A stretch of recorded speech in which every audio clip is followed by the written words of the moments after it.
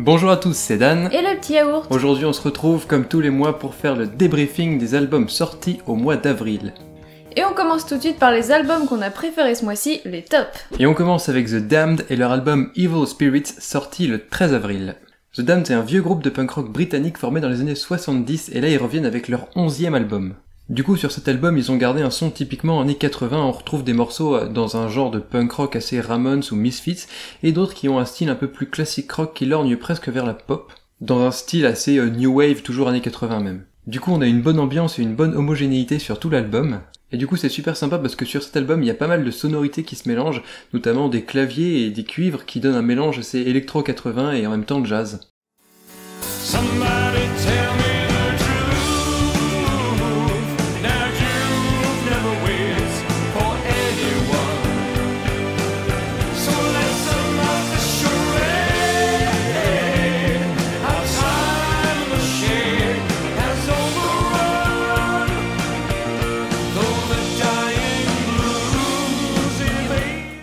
On continue avec un EP de The Bomb Pops qui s'appelle Dear Beer et c'est sorti le 6 avril.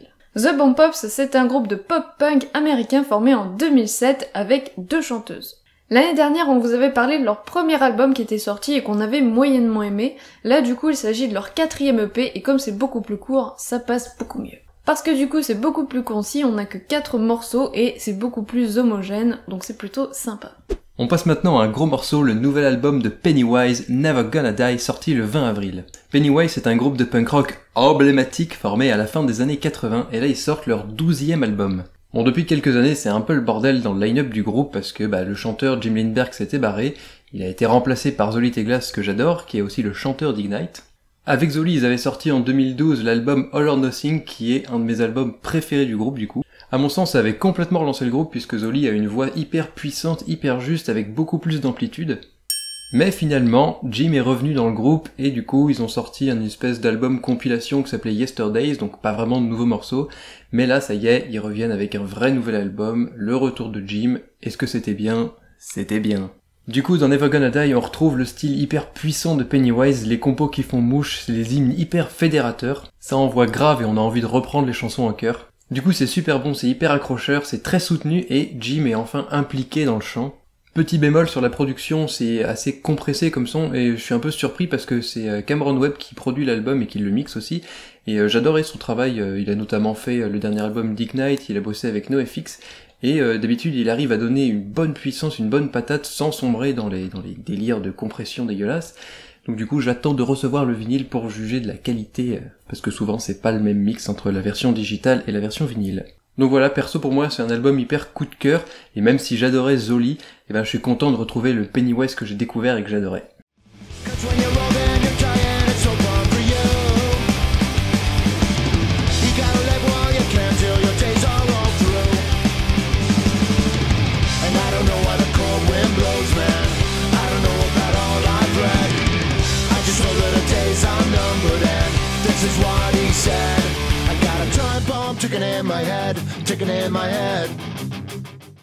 On continue avec Lofofora qui a sorti un album acoustique qui s'appelle Simple Appareil et c'est sorti le 6 avril. Lofofora c'est un groupe de métal français formé en 89 que je connais vraiment très peu. Et du coup là il s'agit de leur 9e album qui reprend donc des morceaux du groupe mais en version acoustique. Et du coup moi qui connais pas les versions originales je peux pas trop dire si elles sont mieux, moins bien, ou voilà, on s'en fout. Mais les versions acoustiques sont vachement bien, ça m'a beaucoup plu. Le chanteur a une voix très sympa, assez chaude, qui marche bien avec le côté acoustique. Et donc c'était plutôt cool, donc faudrait peut-être que je me penche sur ce groupe. On a aussi écouté Paris Mountain, le nouvel album de Swiss Army qui est sorti le 27 avril et on a carrément accroché à ce groupe. Perso c'est un groupe que j'ai découvert parce qu'ils ont signé sur le label Hive Records, le label fondé par Anti-Flag. Et du coup ils font un punk rock hyper moderne avec pas mal de touches pop, il y a beaucoup d'influences, ça se mélange et je trouve qu'il y a un style vraiment intimiste et très honnête qui se dégage de cet album, franchement j'ai super accroché, c'est très sensoriel du coup. On continue avec moi, mon coup de cœur du mois, c'est Eat the Elephant de A Perfect Circle, sorti le 20 avril. A Perfect Circle, c'est un groupe de rock alternatif américain formé au début des années 2000, avec des musiciens assez connus puisqu'on a notamment le chanteur du groupe Tool. Et ici ils sortent leur 4e album, 14 ans après le 3e.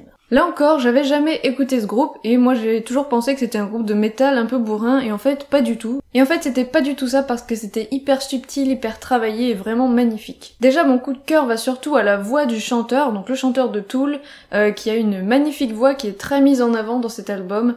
Le chanteur a une voix vraiment belle qui apporte plein d'émotions parce qu'il a pas mal de variations dans sa voix, et du coup je pense que j'irai écouter un peu plus Tool parce que pareil je connais très mal. Donc ici on est vraiment sur un groupe de rock alternatif assez posé qui sort un album que j'ai trouvé assez mature et réfléchi et bien construit. Ce que j'ai beaucoup aimé, c'est qu'on a des touches d'électro et de piano qui peuvent un peu faire penser à du Depeche Mode sur leur dernier album par exemple, qui viennent vraiment rajouter beaucoup de sensibilité, de l'intensité et de l'émotion. Et puis j'ai trouvé que les thèmes abordés dans l'album étaient plutôt intéressants, parce que plutôt que de faire comme tout le monde, c'est-à-dire de faire un album un peu coup de poing, dénonciateur de Trump et de sa politique, eux ils sont plutôt du genre oui donc Trump c'est un gros con, on est d'accord, mais c'est à vous les gens aussi de vous reconcentrer sur vous-même et de changer un petit peu les choses petit à petit par vous-même. Et du coup j'ai bien aimé, je trouvais que ça avait un peu plus de sens que les autres albums qu'on peut voir de temps en temps là, c'est un peu lourd. Là c'était un peu plus subtil et un peu plus mature et logique. Donc globalement les morceaux ils traitent des problèmes de notre société et je trouvais qu'il y avait des beaux messages derrière. Ils seront au Hellfest cette année et du coup j'ai super hâte de les voir.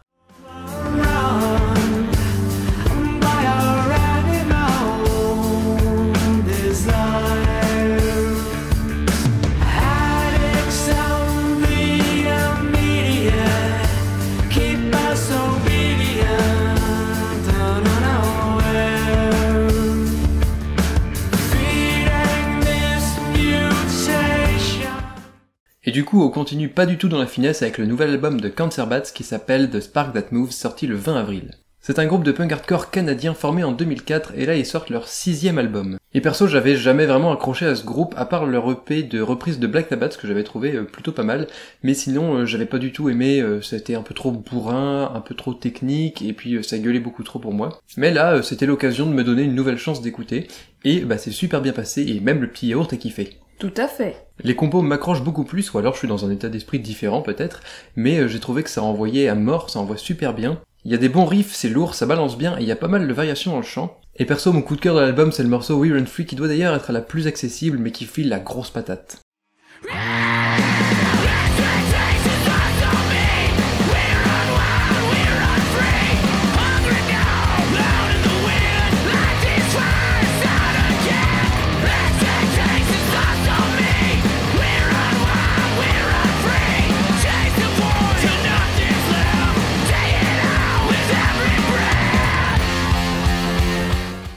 On continue avec No Time for Seasons, le deuxième album de Mike Knograf sorti le 6 avril.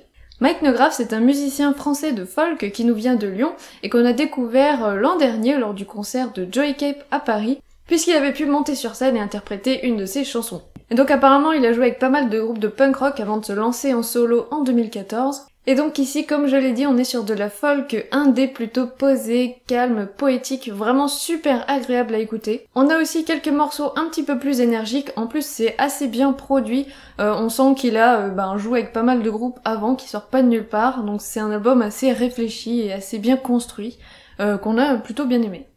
Et puis il a vraiment une jolie voix, ça c'est quand même important puisque c'est la voix qui est mise en avant dans cet album, et il chante en anglais.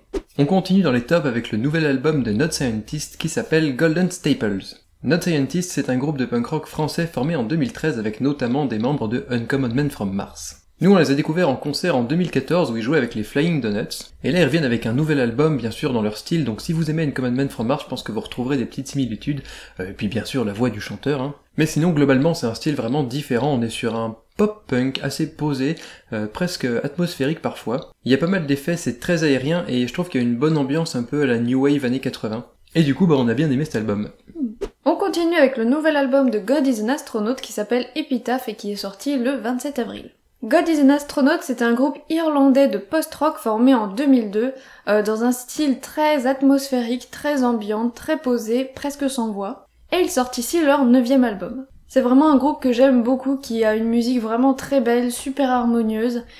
Ici, l'album, il est plutôt sombre, il est toujours aussi beau que les autres, mais là, on sent qu'il y a vraiment une touche un peu triste derrière, puisqu'apparemment, l'inspiration pour cet album est venue d'un décès dans leur famille, puisqu'on a 2 frères qui sont à l'origine de ce groupe.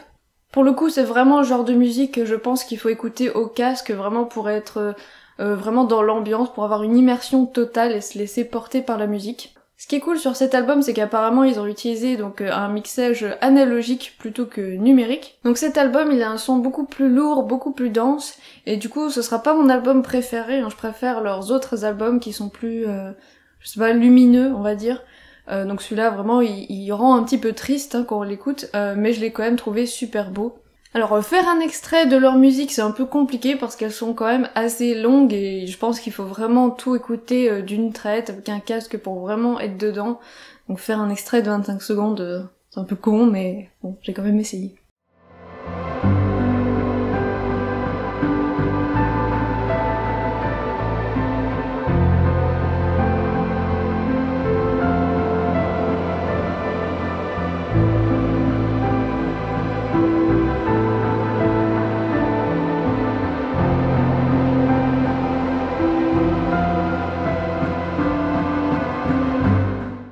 Et on passe maintenant au nouvel EP de Gender Rolls qui s'appelle Laser Rush. Gender Rolls c'est un groupe de punk rock britannique avec un son assez particulier, hein. Ils sont un peu allés à la même école que Caves dont on vous a déjà parlé et que le petit yaourt adore. Ils font un punk rock assez moderne avec une touche hyper reconnaissable de Britpop, et du coup leurs compos sont super bonnes ça aussi, entre des passages qui balancent bien et des moments assez percutants, du coup c'était une belle découverte. Toujours dans les tops c'est le retour des Satanic Surfers avec leur album Back From Hell sorti le 13 avril. C'est un groupe de punk rock suédois formé au début des années 90 et là ils sortent leur 7ème album 13 ans après le dernier. C'est sympa, c'est du punk rock qui va à 100 à l'heure et c'est efficace. Du coup ils font un bon hardcore mélo avec des compos assez folles, ça envoie super bien et c'est hyper fédérateur. Perso au début j'ai eu un peu de mal à rentrer dedans, je le trouvais un petit peu redondant mais après plusieurs écoutes franchement il passe super bien, je vous recommande. C'est tout pour les tops, on passe au bof. Un retour qui nous a moyennement convaincus, c'est le nouvel album de No Fun At All qui s'appelle Grit et qui est sorti le 13 avril. C'est un groupe de punk rock suédois formé au début des années 90, ils sortent ici leur 6ème album 10 ans après le dernier. C'est sympa, c'est du punk rock qui va à 100 à l'heure, c'est efficace, mais c'est beaucoup trop classique. Alors oui, ça fait toujours plaisir de retrouver ces groupes un peu emblématiques, mais j'ai pas du tout accroché à leur retour, j'ai trouvé vraiment pour le coup très redondant, même après plusieurs écoutes. J'ai pas trouvé de morceaux qui sortent du lot, et puis j'accroche pas non plus à la voix du chanteur, et puis la prod est vraiment pas top. Du coup, si vous aimez le punk rock et si vous aimez No Fun At All, vous pourrez y jeter une oreille, mais c'est pas un album que je vais réécouter assez souvent, moi. Même pas du tout, en fait. On continue avec un album qu'on attendait vraiment avec impatience depuis plusieurs mois, c'est Big Things de Skindred et c'est sorti le 27 avril. Skindred, c'est un groupe britannique de reggae metal formé en 98. C'est vraiment un groupe assez atypique et original qu'on adore. On y retrouve donc une bonne part de métal vraiment avec des morceaux hyper catchy avec donc des sonorités reggae qui marchent super bien et qui font l'originalité du groupe. Et en plus c'est porté par un chanteur avec une voix assez incroyable qui a une palette vocale assez impressionnante. Et du coup là c'est leur 7ème album et on l'attendait vraiment avec impatience et on a été trop déçus. Franchement on a tellement été déçus qu'on a presque même hésité à le mettre dans les flops. Ça aurait été un peu sévère je pense parce qu'il est pas nul, je veux dire il se laisse quand même bien écouter. C'est juste qu'il manque cruellement d'originalité. Tout le côté métal et reggae passe à la trappe, en fait. Ce qui fait qu'on a quelque chose de très commun, qu'on a l'impression d'avoir déjà entendu 1000 fois. Déjà, l'album d'avant, qui s'appelait Volume, on avait moyennement accroché, il y avait quand même des bons morceaux, mais quand même c'était pas ouf, il y avait des petites touches d'électro dans celui-là. Là, on n'en a pas du tout dans ce nouvel album, hein, c'est pas du tout électro, on est plus vers un rock assez classique... Un peu hard. Ouais, un peu hard rock. Ce qu'on retrouve sur leur premier single qui s'appelle Machine et qui est vraiment un morceau hard rock que j'ai bien aimé. C'est le seul morceau que j'aime bien de l'album. Mais il donne le ton de l'album, mais tous les autres morceaux manquent cruellement de pêche, de patate quoi, ça envoie pas du tout, c'est assez plat. Et ça manque aussi carrément de reggae surtout. Bah oui. On a quand même quelques touches de reggae qui sont disséminées ça et là au fil de l'album, on reconnaît bien la patte du chanteur et sa voix, mais globalement non, c'est... Oui, du coup, il y a même quelques bonnes idées, pas forcément là où on les attend, par exemple sur la ballade Tell Me, où il y a un chant assez reggae qui vient se rajouter sur une C'est un style plutôt power ballade et ça marche bien je trouve. Par contre ça serait vraiment dommage de passer à côté de ce groupe, du coup je vous conseille les 2 premiers albums, surtout le deuxième qui s'appelle Roots Rock Riot et qui est vraiment une bonne pépite.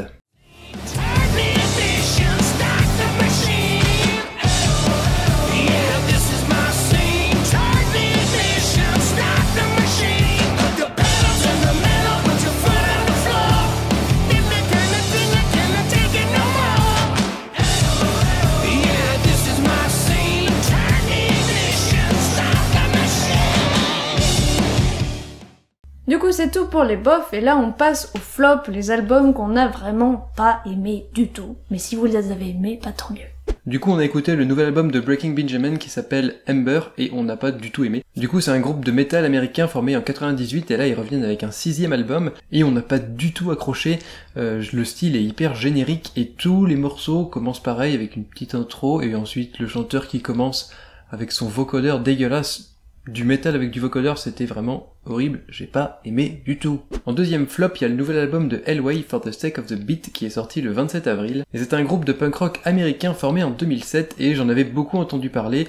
C'est peut-être pour ça d'ailleurs que c'est une déception parce que j'en attendais beaucoup et en fait c'est un punk rock un petit peu moderne, assez classique et du coup j'ai été déçu. Je trouvais que ça tournait un peu en rond, tout se ressemblait et j'ai pas trouvé de morceaux qui sortaient du lot. Après c'est pas mauvais, hein, encore une fois c'est une affaire de goût, hein, si les albums on les a pas aimés, peut-être que vous les aimerez. Du coup s'il est dans les flops c'est vraiment parce que j'en attendais beaucoup plus et aussi parce que la prod est vraiment sale, j'ai pas du tout aimé la prod, elle met rien du tout en avant. Et c'est très dommage. Et on termine avec le nouvel album de Kylie Minogue qui s'appelle Golden. Pourquoi est-ce qu'on parle de Kylie Minogue ? Eh ben parce qu'il y avait une promesse d'un album country et c'était assez intriguant. Moi j'aime bien quand les chanteuses pop s'essayent à la country et ça marche souvent très bien. Mais ne mâchons pas nos mots, c'était de la bonne merde. Bon sérieusement, c'est globalement inaudible, le côté country est super maltraité et beaucoup trop en retrait. Et au final du coup c'est pas aussi intéressant que ça. Et surtout le gros point noir de l'album, c'est la prod. Je savais pas que c'était possible de faire sonner la musique acoustique aussi mal. Et du coup quand la country se mélange à la pop, en fait non, ça donne juste un truc générique, une espèce de pop assez récente avec juste une petite guitare sèche cachée dans le fond. On ne parlera pas du nouvel album de 30 Seconds to Mars parce que... On n'a pas réussi. On n'a pas réussi à dépasser la deuxième chanson. Donc c'est tout pour les tops et flops de ce mois-ci. On avait quand même fait des belles découvertes avec le Pennywise et le A Perfect Circle, les coups de cœur du mois. Du coup on se retrouve le mois prochain pour des nouveaux albums. Et du coup ce mois-ci on vous conseille d'écouter le nouvel album de Frank Turner qui s'appelle Be More Kind et qui sort le 4 mai. Le nouvel EP acoustique de Strung Out qui s'appelle Black Out the Sky qui sort le 11 mai. Le nouvel album de Beach Slang, Quiet Slang qui s'appelle Everything Matters But No One Is Listening qui sort le 18 mai. Le nouvel album de Jonathan Davis, le chanteur de Korn, qui s'appelle Black Labyrinth, qui sort le 25 mai. Mais aussi le nouvel album de Skating Polly qui s'appelle The Make It All Show qui sort le 25 mai. Du coup c'est tout pour la vidéo, on espère qu'elle vous a plu. Si vous voulez aller écouter tous les albums, cliquez sur les liens dans la description. Si vous avez aimé la vidéo, n'hésitez pas à mettre un petit pouce bleu et à la partager sur les réseaux sociaux. Vous pouvez aussi nous laisser en commentaire vos avis sur les albums. Si jamais on en a oublié, n'hésitez pas à nous faire des recommandations. Par exemple, on n'a pas parlé du Melvins parce qu'on ne sait pas du tout quoi en dire. N'hésitez pas non plus à vous abonner à la chaîne pour ne pas rater les prochaines vidéos. Vous pouvez aussi venir nous suivre sur les réseaux sociaux, Facebook, Twitter, Instagram, tous les liens sont dans la description. En attendant, on se retrouve très bientôt pour une prochaine vidéo, on vous fait des gros bisous. Extrait. On envoie l'extrait. Beaucoup plus homogène. À mon sens, ça avait complètement relancé À mon sens, ça avait... À mon sens, je suis pas un poulet, hein. Je connais vraiment pas très bien l'Ophophora puisque je